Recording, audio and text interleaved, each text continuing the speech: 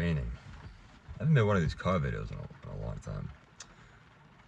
Well, the mood has struck me to do such a thing. The title says it all. Don't get caught being a phony. I don't know why this popped into my head. A whole trail of thought that becomes it just sprouts off into finer and finer points of, like, you know, self-awareness. Because I was thinking, yeah, I uploaded these last two shorts to my channel where I'm singing a song. I'm singing the beginning of the songs Rooster from Alice in Chains, and another one is War Pigs, Luke's Wall by Black Sabbath.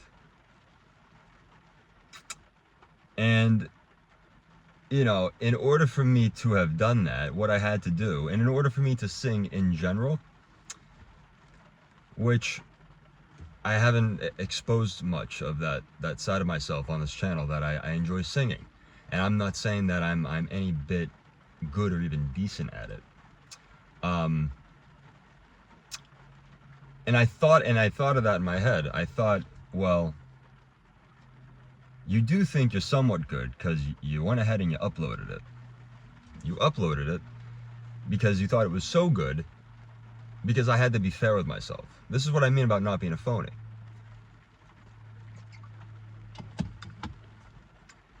Most people, unless it's just like one of those, you know, YouTube, sentimental YouTube pages, or a social media page that it's just dedicated for certain family members to see and stuff like that. But even then, anytime we put something on the internet, or a video, a post, a picture, a statement, and we make it public and it's out there and people can see it, anybody can come across it, check it out, like it, give their opinion about it, positive or negative. But in our hearts, we've told ourselves, to get to that point where we've publicized the thing, is that this is good enough to be out there for me, or for the person putting it out there. And I put it out there because I find it so good, not just for me, but I think others will find it good too. We are in the attention economy right now, and attention is quite the commodity. It's not going to buy you eggs though. But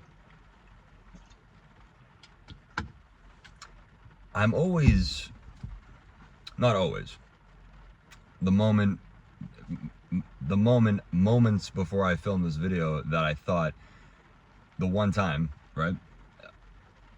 It's fascinating how the most glaring example I can pull to the front of my mind at the moment is Liver King. People who double down on this persona,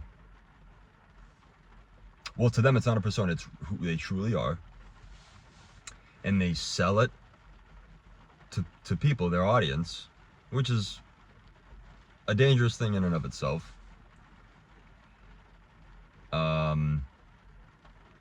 Maintaining that to such a degree,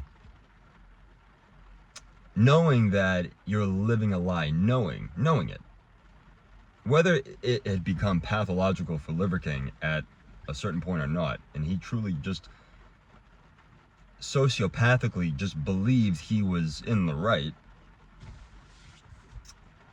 I'm not meaning to call him out, but he's the most relevant and most recent thing I can pull to mind, as well as, like, maybe even like Haley Welch with her whole, but that's a bit more of I wouldn't really say she's a phony. I just think she's very ignorant. She's just, you know, the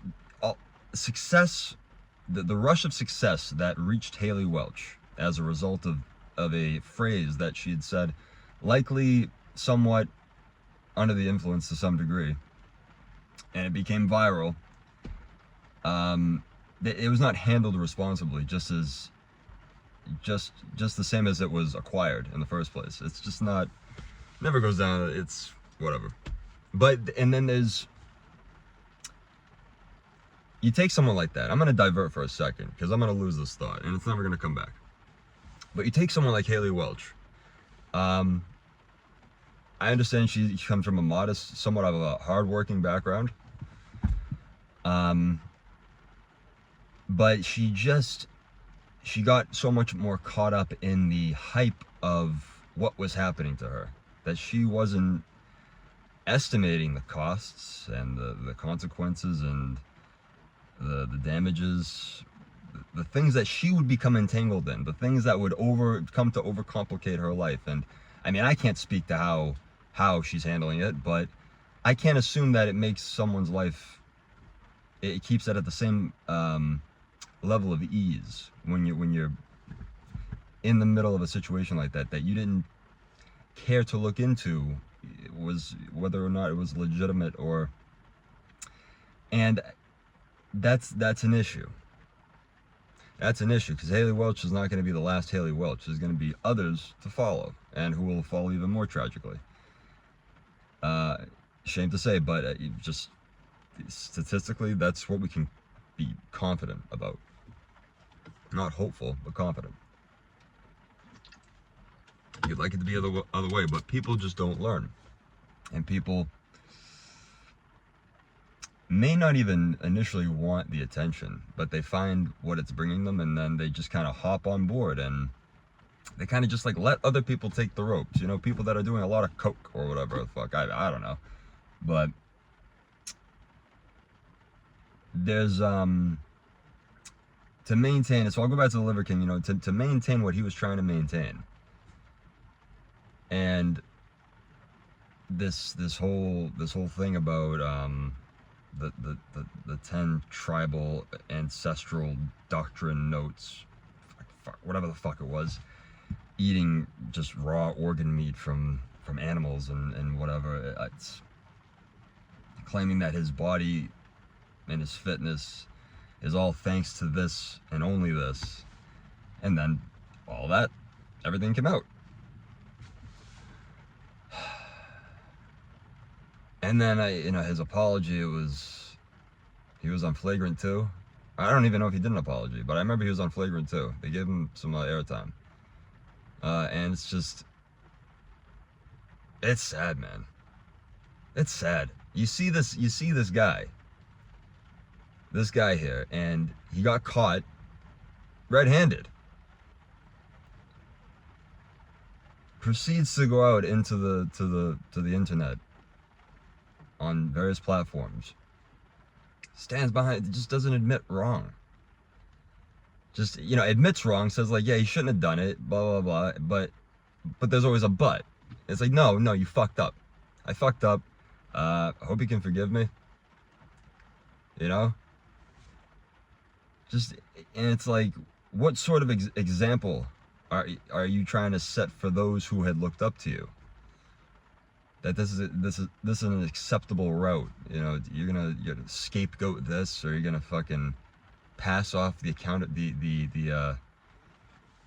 need to be accountable onto someone else, a different party outside of whatever. But whoever these people end up being, whether they're hucksters, whether they're trying to promote something and sell a show or sell a product, and they're doing it under false pretenses, like Haley Welch and Hawk Tuacoin, fucking Liver King and his bullshit. And it's like seeing these types of people, seeing like the Liver King and do his little fucking woe is me spiel, and it's like, your kids watch this shit, your wife watches this shit, and she backs you up.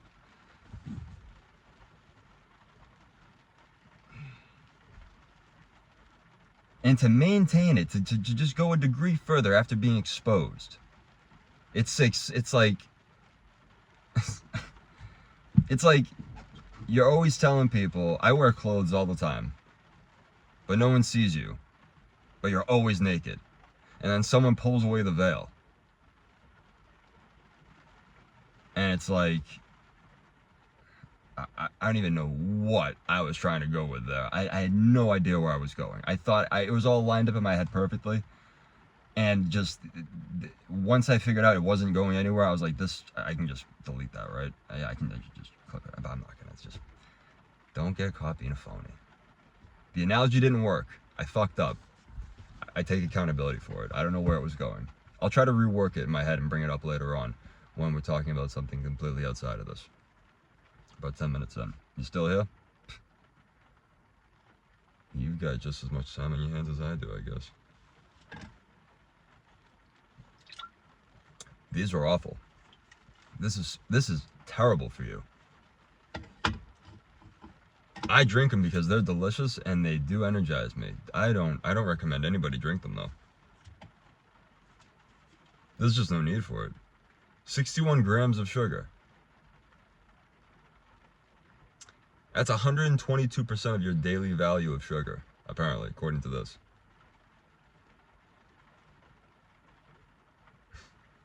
Nuts. It's like, imagine being a fitness influencer. Like, I don't know. Is there any fitness influencers or people who are in the fitness industry that promote this with anything? I'm not calling anybody out. I'm just saying it's like, that's just kind of what I mean. If that were a thing, I just kind of linked the two together. I'm a fucking genius like that. On top of all the shit it has in it, Red 40. That's like crushed up ant dicks or something. Caffeine. 240 milligrams of caffeine. These things get you through a night. Doesn't feel good. They're like little fucking batteries that fuel my aggression.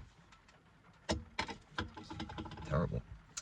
But yeah, don't piling lie on top of lie on top of lie. And it's just like, it's not even for like people pursuing public figurehood across social media or whatever. It's really for just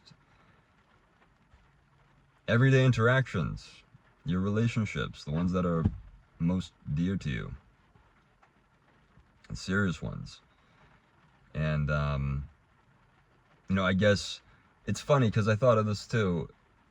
A serious relationship between a content creator and their audience, and I'm talking about someone who's massive. Like, I don't feel any of my content has a defined audience because my content's all over the place. It doesn't make sense the way I upload. It just doesn't. You can look through it. It's nothing's consistent about this channel at all, other than the fact that once in a while something will appear on this video to watch. Something will appear on this channel rather to watch. So just by doing that, and I realized this a while ago, and it's like I care more about uploading the things I like uploading rather than trying to build a giant audience. Because then you have to maintain pleasing them, and then you have to deal with, you know, likely more criticism from people who, and criticism's not a bad thing, but too much of it from too many people who more likely or not just probably don't have any room to add critique where they think it's necessary. But that's just the internet. There's nothing more public than the internet. It's just open forum, really, everywhere. Like if your platform doesn't offer that sort of social interactivity, it's like it's not gonna really thrive. And there's a lot of white hot hatred being kept alive in those comment sections. It's nuts, dude. It's crazy what people bitch about. But that's the thing. It's like you can be overloaded with just too many voices, and it's I mean, it's easy just to not look at it. But I mean, for some people, I'd probably become pretty neurotic over it. I'd probably look at it all the time. But I think once you see enough of it, once you see just like, I mean, when I, you know, I remember when I first created my YouTube channel, and every time I'd get a notification for a video, or it was like I was a dog answering someone who was knocking on the front door. I got so excited I couldn't wait to click on it and see what someone said, whether it was good or bad. It was just it was a dopaminergic thing that I wanted more and more and more. And there were errors of consistency on my channel. There was the whole thing I did with parkour. Parkour and has tried to make a re-entry on the channel periodically since its heyday on the channel. But yeah, I'm not uploading this under the assumption that it deserves to be watched, or that it's I don't know, just, you know, sometimes it's just fun to talk, and sometimes you're kind of, in a sense, given a break from whatever loneliness you may feel, knowing that, oh, there's other people that are interacting with your content. When you see the analytics, a few views here and there, but it's like people are coming and watching and sitting down, listening to me, who it's like I feel like I'm the last person who deserves to be listened to, or you know, before, you know, anybody else. It's because I'm just talking nonsense. What did this start off about? Don't be a phony. Now I'm in the weeds about, I guess it all circles back somehow. Long hair's a bitch to deal with. I should cut it. Look at this. It's a ponytail. I've grown a ponytail. I don't mind it.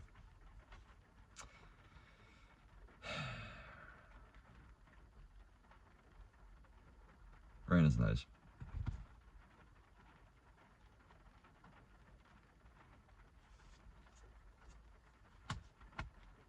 But yeah, you get that,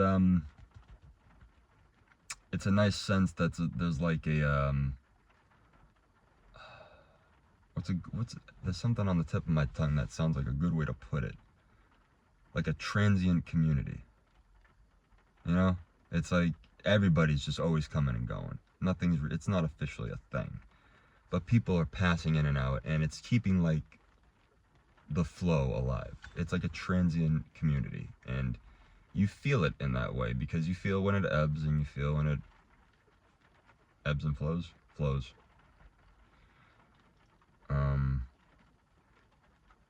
It's nice. It is nice. YouTube's a beautiful thing. It's great. You can upload any dumb bullshit thing you want, like me with this video, and put it out there, and then people may watch it. People may just sit down and listen to you speak.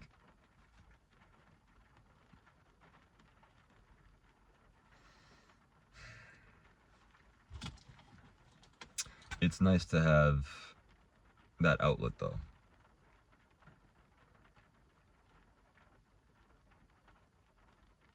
It's nice knowing that when there's really nobody in your life that will kind of like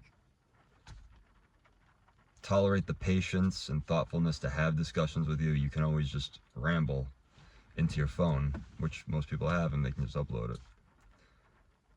And, you know, rambling, sometimes it leads to talking out loud just by yourself. It can lead to understanding great things. As crazy as it may seem to you, you who may be a social butterfly and are surrounded by friends or family all the time, or always engaged in something that's keeping your attention. Silence destroys people. Loneliness destroys people. And for good reason. Well, not good reason, but for valid reason, you know, but I think it's important for people to become used to that. Being used to just spending moments with their own thoughts. You learn a lot. And in all that learning, you find yourself repelled further from the world, or repelled by a lot of the things that you are taking the time to understand better. And then you find that when you've come to a certain degree of understanding of a number of things, that the average person is just unwittingly remaining, either choosing to or unknowingly remaining ignorant about. And then you find that when you try to talk to these people who aren't necessarily ready to hear, not necessarily truths, but exposing things that were stretched, things that are absolutely just false and should be talked about more. We don't have to go down that rabbit hole.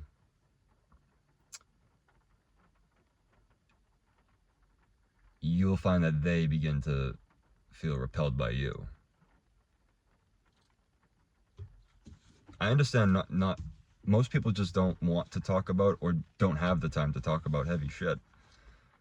Some people have extremely busy lives. Some people, truly, some people cannot have the time to just sit down, think, acquire a new sort of empathy for a certain type of people, or think about a thing in a different way unless they're sat down and talked about it with, or it's like, but even then the person may not want to listen, and I don't even know what I'm saying. I feel like I keep telling myself I'm very self-aware, but I think I'm too vigilant of the world and less aware of myself. I feel like it's really not a self-awareness at all. I think it's neuroticism. And narcissism too. The weird feeling to stop at times and be like, I'm being a narcissist. Because the narcissists, usually by their nature, just don't admit narcissism. The world's always down on them. And I do that all the time too. It's like, why is it like this for me? Why is it like that for me? Why does it have to be this way? Well, it's like, whoa. I got it pretty good. I got it the little that I have being the all that I need. Living much better in middle class America more than most people are in the whole world. I have a good job, a great family, supportive spouse, the money to maintain things that are necessary to keep us and our children alive. People don't ever account for those things. That's gratitude. Gratitude is being grateful enough to not get the things that you want, because the things that you need are here, and it's even better when it appears for, however long,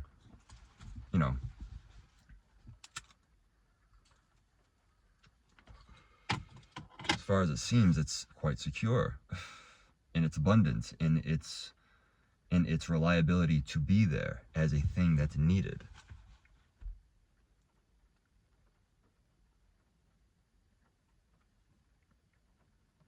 Collecting handhelds, that went nuts for me. That went nuts. I bought upwards of over, I think, at the most, I ended up having about 25 handhelds, and I had bought all of them within a 2.5-year period.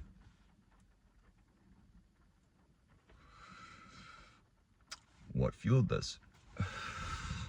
Well, I had to sit down with myself and figure that out, because I realized I am not a fine specifications understanding type of person. Like, I don't care about drivers or like GPUs or like unless I'm forced to learn about a component in order for a handheld or an emulator or a game to work properly, I will put in the effort to do that, and I won't, like, it won't be like a big to do. It'll be like, oh, okay, cool, I'm learning how to do this now, and I've learned a lot of like peripheral skills, which have been like, when I got my first Miu Mini, I stressed out so much about getting it right, and like, fuck, how do I get the fucking PS1 bio files? I can't play fucking Final Fantasy 9 in my pocket, fuck.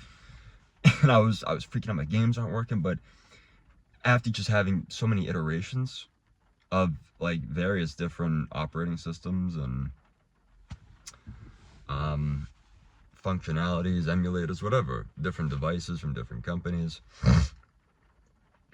nothing like on the level of, you know, let's say Russ from Retro Game Core, but a good amount, like, to be very confident every time I receive a new handheld. But I haven't bought one in quite some months. It's almost been a year since I last bought my last one, I believe. But so what was influencing that was it was certainly depression, just a will to not do anything.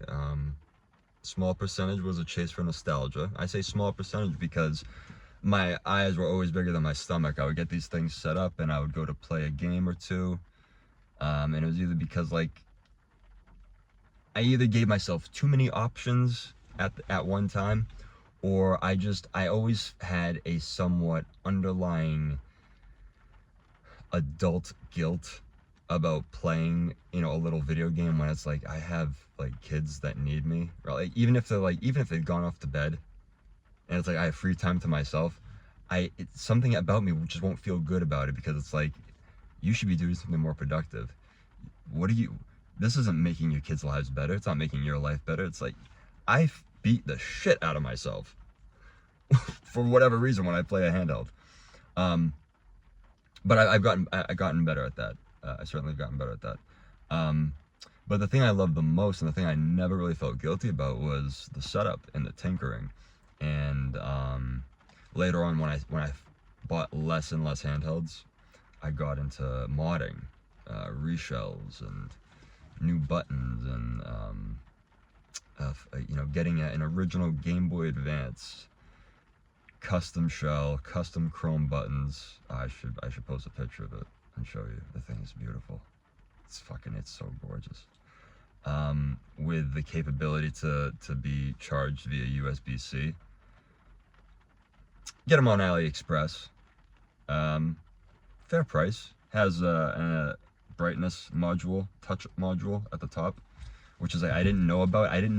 For like the first week I had it, I didn't understand how I was making my screen, so like it was changing, the filters were changing.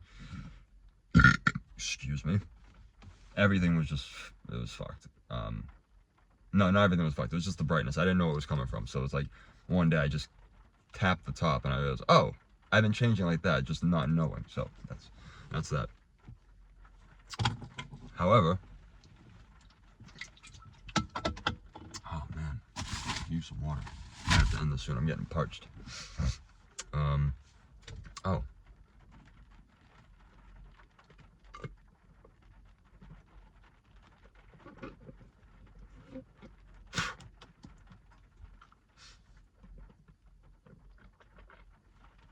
Coffee's so good.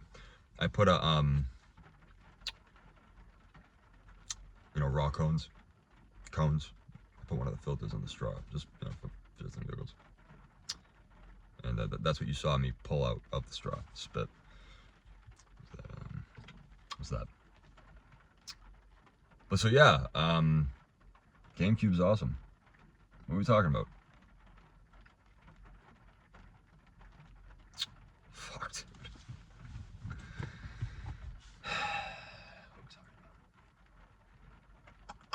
We'll get it back. Stay tuned. So yeah, I realized, you know, I was just buying these things because once I tinkered with it, got it all set up the way I wanted to, optimize it perfectly, I realized I don't want to play this game. I don't want to play it. It runs great, works now. If I ever want to pick it up and play it, there it is. And it just sit along with all the other ones. And so I had to stop doing this. I had to stop doing it. And so I had so many of them. To me, I mean, I know people have way more, but there's people that collect them purposefully.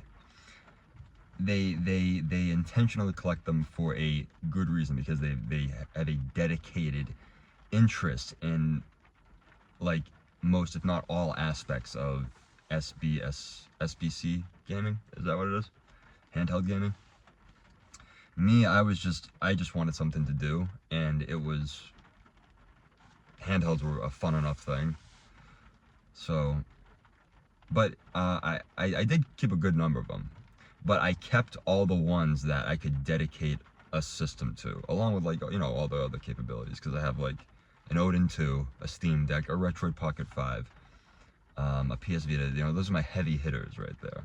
So, you know, it's sort of a waste, right, to just have.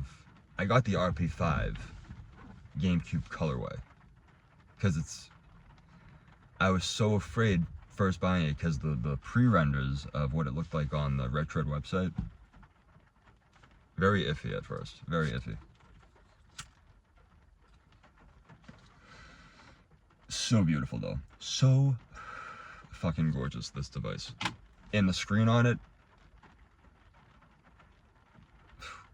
I think it's because I've never owned an OLED device. The OLED screen on the Retroid Pocket 5 is so, it just changes the experience. It's just great. It's just fucking beautiful.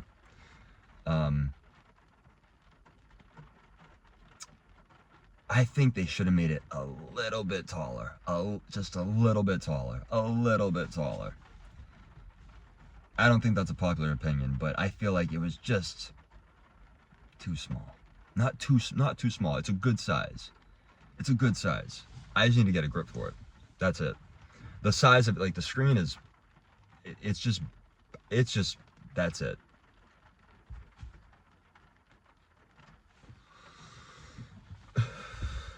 Those are my big boys. So I'm gonna keep the Retroid Pocket 5 because it can emulate PS2, GameCube very well as the Odin 2.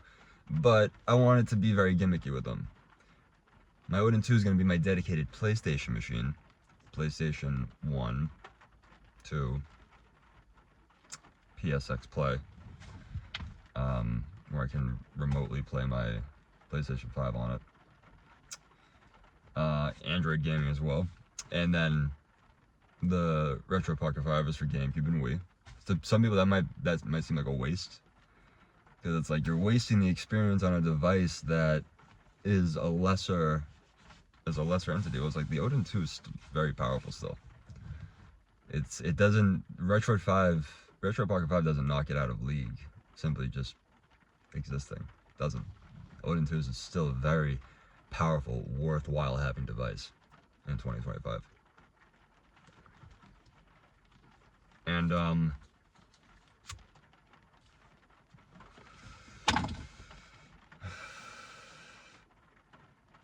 I just had to give a lot of these things away though, because not only did I have too many of them, I wasn't playing any of them because I had too many of them. Because I would just look at them and I would see all the options and my eyes would bounce from one thing to the next. You know? Oh, you can't decide between Steam Deck and fucking DSi? What? Oh, but then there's the Retro Pocket 5. You could play some good GameCube games you never got to finish when you were a kid on there. Same with the Odin 2 on the PS2, and that was the system you played the most. Yeah, but it's easier just to pick up the Trim UI brick and just play some Golden Sun or something like that. I'm just like, that doesn't matter. I have to do this or do that.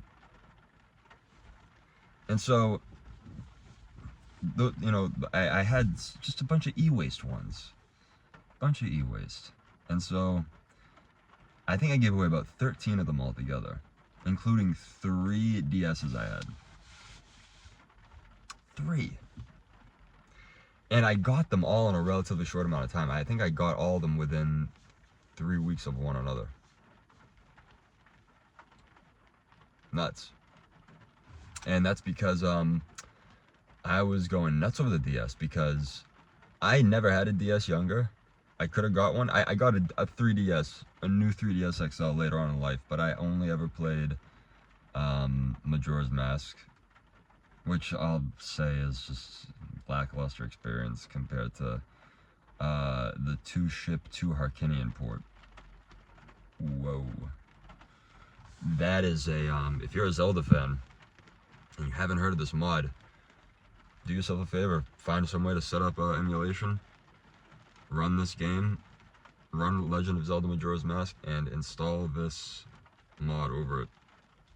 It's just a whole different game. It's not a whole different game, but it's like, it's reliving it in a different time, it feels. It's just beautiful, breathtaking work. I wish I could remember the dev's name. That's the other thing too, though. The brilliant minds behind all the programs, the emulators. Like, yeah, I said it. I follow fucking instructions. Now, put the block in the hole shaped like a block is essentially the instructions to setting up a handheld. It's not difficult. You just need the stuff that you require. I've come across very few tutorials for handhelds that were they just didn't make it clear. But you have to look for the ones that are clear. You got to look for the ones and check out. It's worth checking out the readmes that come with whatever assets you're trying to download for setting up an OS or whatever. But yeah, the geniuses behind these programs and helping keep these golden ages of gaming alive in those who truly appreciated them. Because, come on, I mean, I pirate everything. Like, are you serious? You gonna pay some of these prices for some of these handhelds, for some of these? Fuck off. Newer shit, you buy new shit. You support current games that are reaching, that you know, the developers have set a milestone. Don't be that dick. Buy your new games. But for the games that are not being made anymore and that are being sold for prices that are obscene, and for consoles that are priced to even more obscenely, it's like, yeah, it's I mean, fuck these giant multi-billion-dollar companies that want to come down everybody's head because they're playing fucking Conker's Revenge, on a emulator because a group of hardworking people created a program where they could do that freely. It's so ridiculous because these companies like Nintendo, PlayStation, Microsoft, I don't know what the fuck happened with that whole this whole Xbox generation fumbled. You got no games. You got nothing. What is that system? It's a fucking doorstop. Fuck that thing, toaster oven piece of shit. Anyways, these companies are in no danger of losing money from people wanting to play fucking Chicken Run, the game on PlayStation 2 or whatever the fuck. It's like, what are they losing? And who are these little dickless shit dicks that you always see defending them? They're like, who paid you? Who gave you money? Or are you just really just truly just like that ethically just like not sanitized? To say ethically sanitized would negate being ethical, right? If you're ethically sanitized, then you're not ethical. So you're just sanitized of any bit of anything that would compel a person to have any minor appeal towards guilt for. That's like, but it's like, I feel like that's a burden onto yourself. If you want to play the game that you played back in the day, well, go to one of these websites. They're selling, I mean, with the tariffs of, and whole May 2nd thing's gonna hit, whatever, but it's good while it lasted. But hey, at the time, they were selling $50, $60 Game Boys. But they're not just Game Boys either. They can run up to PlayStation 1, Nintendo 64 in some cases.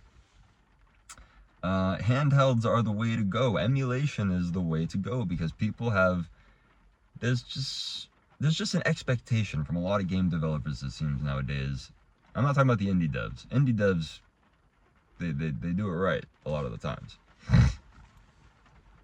But the big guys that are just, they're just pumping out stuff just to keep their name out there because they don't care about the controversy it's generating. I'm getting ready to go, so just buckling up to show you that I'm an okay person while I drive.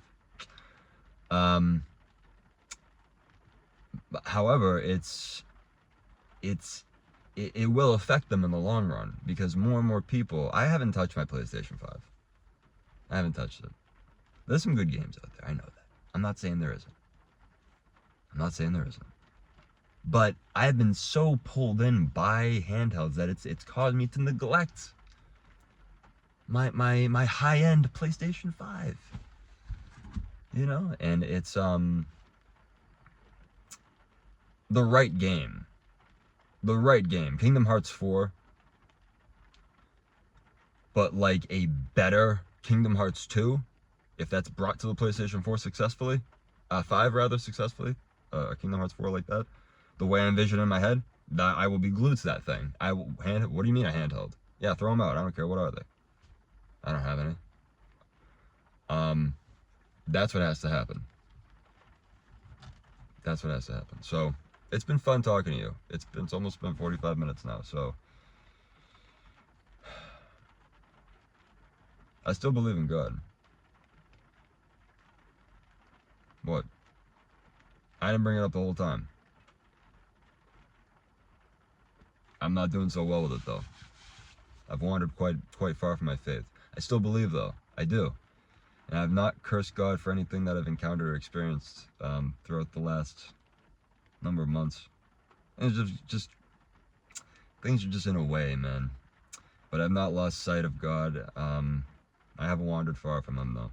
I know what I've done. It's no account on God's part to own up to how I feel for whatever situation it is. And let's end it with that. All right. I get it. People don't like the fact that you believe in God. People don't like the fact that I believe in God. I've gotten into discussions, arguments, just insult fights with people online, Instagram, YouTube, wherever, just because of the fact I believe in God and they don't. And I think that's terrible. I think, I certainly need to do better in argumentation against people who don't believe in God. But I also need to do better at representing the indwelling Christ that I claim to have within myself. And I haven't been doing that. Because I think it's important atheists should know that Christ is not...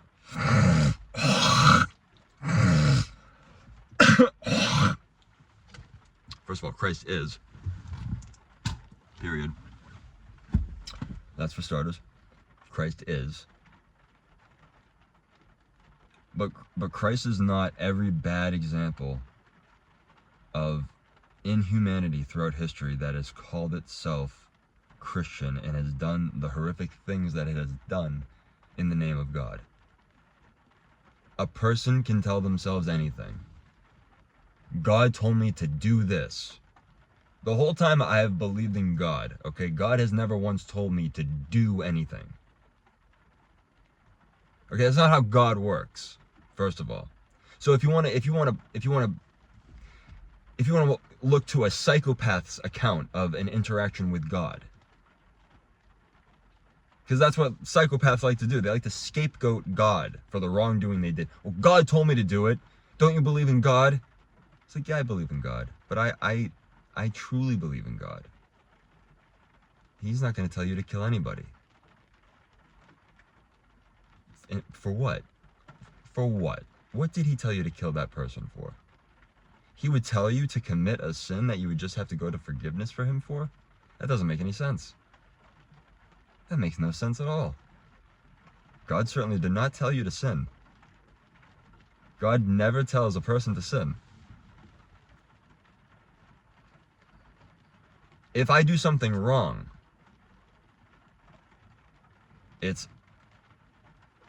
I'm sorry, God. I know that's not how you want that to play out. I'm sorry it did. I want atheists to I want them to consider that. I'm a friend to atheists. I'm not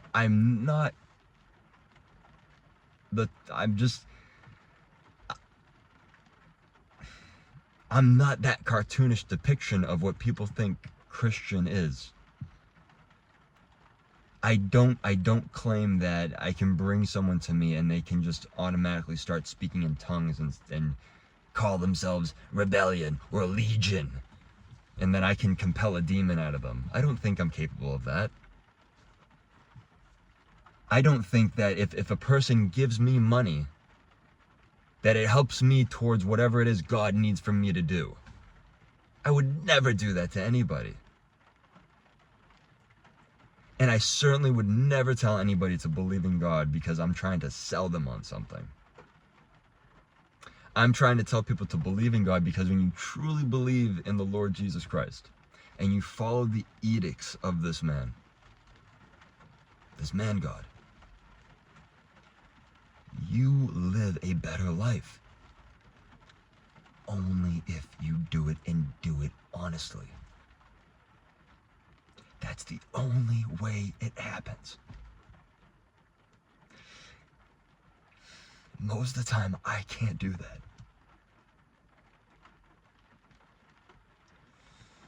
You really do. You truly do find out how difficult it is to be a good person once you've acknowledged that you lived a life of being easily bad to yourself and many others.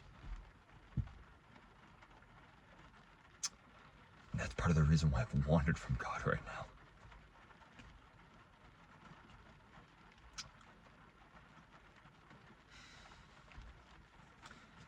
He is there, though.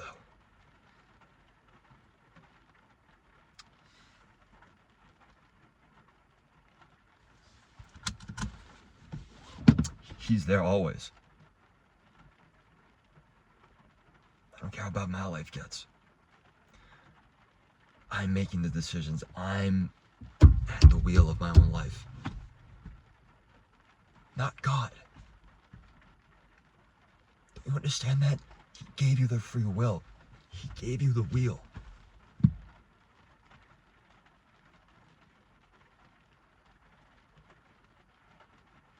I can't keep it straight and narrow. That's not God's fault. And that's certainly no reason to say that there can't be a God, because my life's falling apart.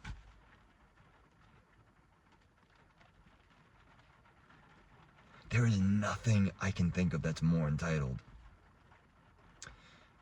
for someone to do than to genuinely think they can justify within themselves and confirm it for within themselves that God doesn't exist. Because my life sucks and not a single prayer of mine has been answered. Bitch, bitch, bitch. That's what it is. I saw some video the other day. I believed in God many years of my life, never answered a single prayer of mine. You fucking whiny, moany fucking cunt. Well, and you went and made a video about it? So other people can give themselves a fucking reason to be whiny fucking cunts and abandon God too? Just like you did? Yeah, okay, I'll ask forgiveness for God later for it. Sure. I'm not saying I'm a hypocrite. I did just sin against you, brother. I did call you a fucking phony and a fucking crybaby. Because I think that's bullshit. As a grown fucking man too. It's like, I stopped believing in God because I can't take accountability for my life. I can't see deeper into understanding how prayer works. So therefore, God, you just aren't there.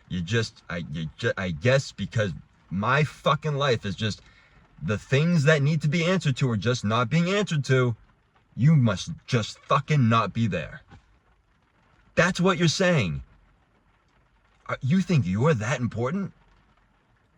God brought his son here, knowing that he would let him die. and be the gateway through which all sin is taken on and forgiven. And you put a video out of yourself, my guy. I'm sorry. I go from high to lows. I got the sillies too, man. I'm not saying I'm anything I'm not. And people will say plenty of things that I am that I can't easily admit. Because I do hear I come off. I sound ridiculous. I sound weird. But listen to you. You went out and you made a video of yourself. I don't know what the fuck. I just remember I saw you and I was like, what the fuck is this, dude? Just what the fuck are people doing? Follow me. Stop believing in God because none of my prayers got answered. Did you even have the self-awareness to understand what that sounded like before you put it on video?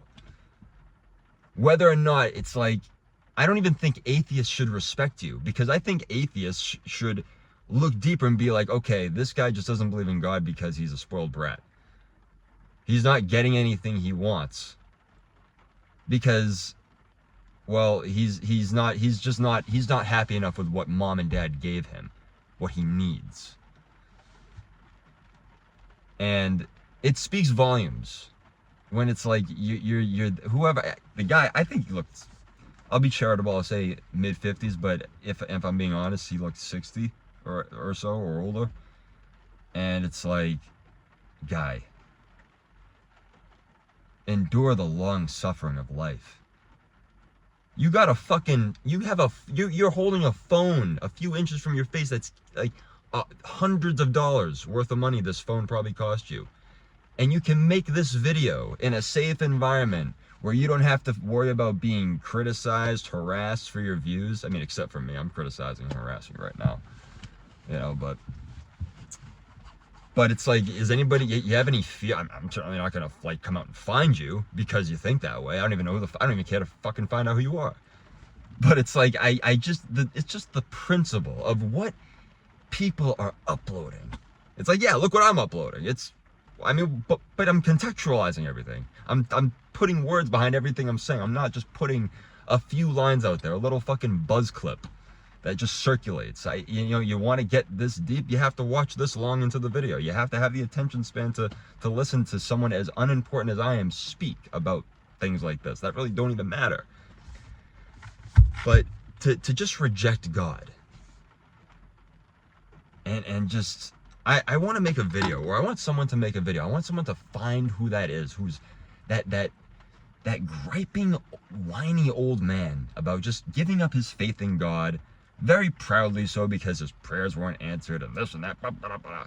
And then juxtapose it to that clip of that, I believe he's a Greek Orthodox monk, priest, discussing about, even after long periods of prayer where I'm praying for hours, I find that my heart is still dry. I find that I still don't have any answers. And I call out to God, he articulates in a way where he's saying, like, I continue to call out to God crying, how long must I endure this pain, and things like that. And it's like, that is the sort of gratitude God is looking for. It's like, people are just giving themselves very soft-boiled, low-hanging fruit reasons to just give up on God. God doesn't you need to understand what your heart needs, my brother, not what you want out of life. Yeah, look I want the Switch too. I'm probably not going to be able to get it for a while because I have a family. I have priorities, financial priorities, responsibilities that need to be called to first. My life isn't unfair. God doesn't suddenly not exist because I can't get a Switch 2 when I want it to. And, even if, dude, it's like, what the fuck? What the fuck, man? You want to be angry at God, you can be angry at God. You can. And that sounds like a tantrum more than anything else. It sounds like you're mad at God. You didn't get answers out of your prayers. So it's like when a little kid says, they don't get what they want from their parent one time, I don't like you anymore. I don't want a mommy. I don't want a daddy anymore. That's what it is on a cosmic level, because you're God's child and you're just being like, I don't want a family anymore. I don't want to be your child anymore, God. That's really what it is. And the thing I saw another thing too. It's like someone said, like, people want to say God exists, but people say God is everywhere, but God wasn't there when people were getting sexually abused or molested or raped. And it's like, yes, those are terrible things that happen to people. They should never happen to anybody, ever. Those things should never happen to one human, from one human to another, ever. It's vile, it's evil, it just shouldn't happen. But people do it. People do it because people are evil, and they act on the evil that's in their hearts, and they act on their own desires, and will do whatever they want to get those desires met. That's also not a reason to say that God doesn't exist. It's just not. It's not. And it's not being insensitive. It's not being insensitive towards the victims of atrocious things like that. Horrific crimes. Horrific crimes where a person's body is violated and they're forever traumatized and will likely carry it with them in some capacity for the rest of their life. Okay? But it's separating two things. It's like you can't compound the two. You're just using a set of victims as fodder for your argument. That's what you're doing. It's really being insensitive to them, to take them and be like, hey, listen, you're going to support my reason as to why God doesn't exist. And it's like you don't have a good enough reason. No one does, to say that God doesn't exist. No matter what terrible thing happens on the face of the earth.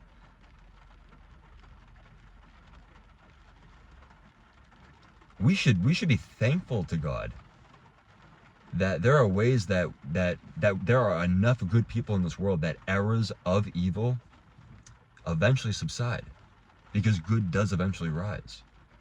Why does God take so long? Why do people take so long to get their shit together? Why do you put so much of it? Why do you try to fucking hold it on to God like that? Do you see where you're going? Put it on the people. You can interact with the people on a level where you could say, hey, listen, you're doing this. Why are you killing so many people? God doesn't want you to do that. Bring it up to them. Stop using the deaths of millions, natural disasters, as weapons for your argument. Because you're taking the humanity out of those things and saying that, well, because humans just seem to be just thrown to the wayside at any random moment throughout time. This, like, God just doesn't really care about us.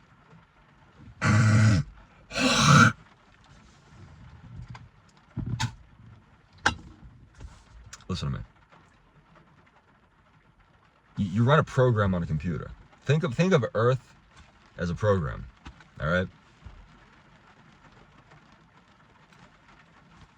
And then, humans are the characters, or the figures that are the renders in the world, and everything else is like, it's running on an engine. But then there's viruses, illnesses, sicknesses, glitches, things that we can equate to things that become problematic on a digital level with, like, a fucking computer program or something.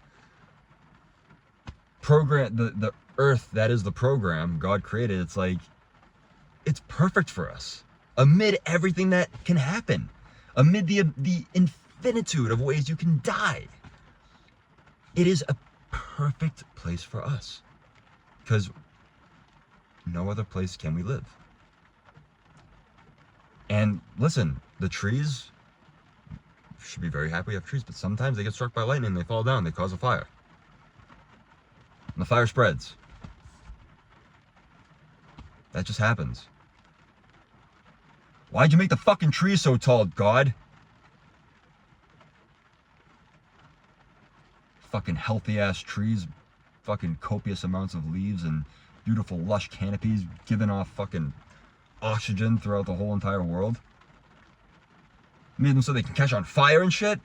Well, I mean, like, they need to be made out of what they're made of to be trees, you fuck. And lightning just happens because that's the atmosphere that, like, you can explain that with science. And listen, God created everything, all right? And he also created all the explanations that would eventually be found out by human beings for all the phenomena that are experienced on the face of the earth. That's called science. God understood that science would be developed, and we as humans would use science to understand the earth and God's creation, that is the rest of, like, it's just, people don't think God's rational because they've never heard it talked about like this. They don't themselves think about it like this. They avoid ever considering it because it fucking enters their purview and it kind of like brings things to a halt. Well, listen, I'm not your Bible thumping asshole who's asking you to fucking put money into something. I remember this one lady I was talking to, one of my videos that said prayer works, because she's like, okay, I think every Christian's a fraud per their Bible. No, lady, a fraud, you don't know what a fraud fucking is. Okay, you have a problem with just people who believe in God. Something along the line happened to you. You fell out of line with the faith, and now you live a life with, it's always cats. I'm sorry. Every time I have a heated, ongoing, like, back and forth, like, unrelenting back and forth with a fucking atheist, I look at the page and it's just like a gallery for their cats. It's honestly, it's a conspiracy tinfoil hat theory type thing, but their toxoplasmosis has to play a part in that somehow. They just have so many cats, and they treat the cats as if they're the gods themselves, but like the cats could give a fuck about them. That cats are just, no matter like how much you think your cat loves you, they're the most independent animal that a person could ever own. It's like, whatever. Enjoy time with your cats, lady. Holy shit. But it's just, and then just like this is the most immediate thing that comes to mind. You're a fraud. I was like, I'm not a fraud. A fraud is someone who is telling a person to look at. I'm just telling people to look at things a certain way. I'm not trying to sell anything. That would be that's a fraudster. Someone who makes monetary gain off of falsehood.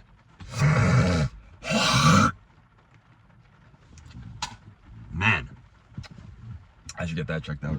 All right. Well, that was an emotional roller coaster. I think I'm done. I gotta go home. Things gotta be done. I gotta look at my handhelds and shit. The ones I have left. Yeah. I'll make another video next time talking about which ones I kept. Yeah, sorry about this. The all that. It's gross. I gotta figure out what that's all about. So, you getting on me? No, I'm good. All right. Well, it's been great. Listen, God's real. I'm just not. I said I was Christian. I didn't say I was good at it. We're all bad. Humble yourself at least. I think that's the first step. I think it's like when it comes to like addiction. You don't go right to believing in God. Something has to humble you before the acknowledgement of God. And just ask to be humbled. That's it. Atheists out there, the lady with the cats. Listen, I'm not trying to fight you. I'm not trying to fight you at all. Just ask to be humbled. Just be like, just genuinely. No one has to know you did it. God requests that you do prayer privately too. He doesn't want you to be ostentatious and show other people, look how I pray. He truly doesn't. He wants you to do it privately. And he wants it to be an intimate affair with you, because don't belittle it the way I use the term intimate, because people love to do that. It's like Jesus wants to be inside you, and that's the intellectual route. People really love to take that. So let's not go there. Intimate as in like a strong relationship of knowingness between you and God. Ask for that. Seriously, just close your eyes, lying down. You don't have to get on your knees and sit on the side of your bed. Sit down in a chair. Just genuinely close your eyes and review just your life. And just review all the moments, however many or however few there may be. Think about all the times that you felt like you might have been the aggressor, you might have been wrong in a situation, and really never thought of it in that way. And then just close your eyes and just be like, God, please I'm going to try this out. I'm asking to be humble, Lord. Please speak to me. Please speak to me, Lord. Speak to me, Lord. If you're truly real, please make yourself real to me. which I'm taking from another video I saw, this very happy gentleman, which is like a stark contrast to the guy complaining about God, because he is just so humble, and he's a guy in the city, garbage man, bald dude, just a very just happy to be alive, happy to be upon God's green acre.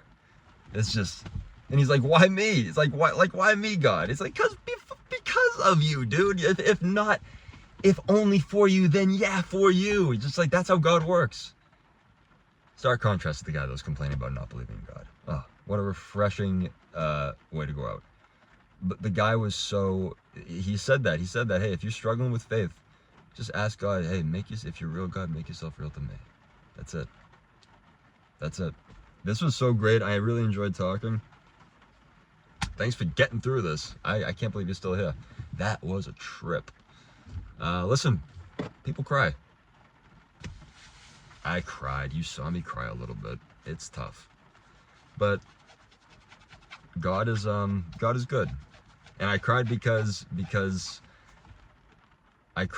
amid everything that I'm going through,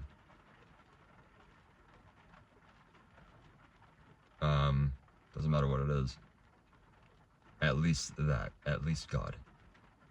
At least God. I love you, whoever you is watching this. Whether you fucking hated this, you commented very soon saying this sucks, I can't get through this. I love you so much. Thank you for watching this. Take care of yourself. Peace out, and may God bless you.